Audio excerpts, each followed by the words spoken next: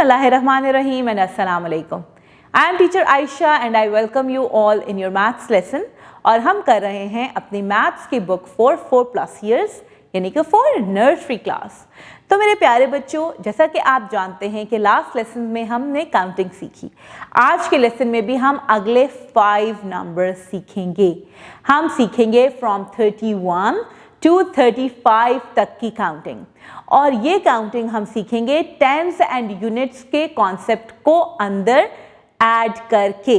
तो हम चलते हैं अपने बुक के पेज की तरफ. जी, ये है हमारे बुक का पेज जो कि कह रहा है count, trace and write the numbers from 31 to 35. यहाँ पे आपने काउंटिंग करनी है.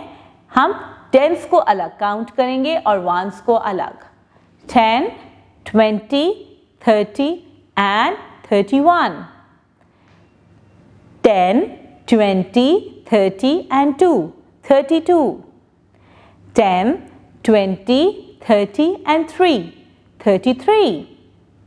10, 20, 30 and 4, 34 and 35.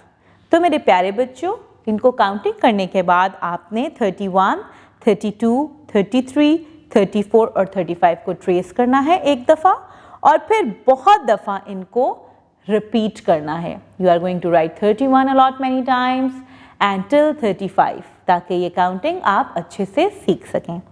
There is a teacher's note. Guide and help the students to trace and write the numbers from 31 to 35. Engage them in a forward counting activity.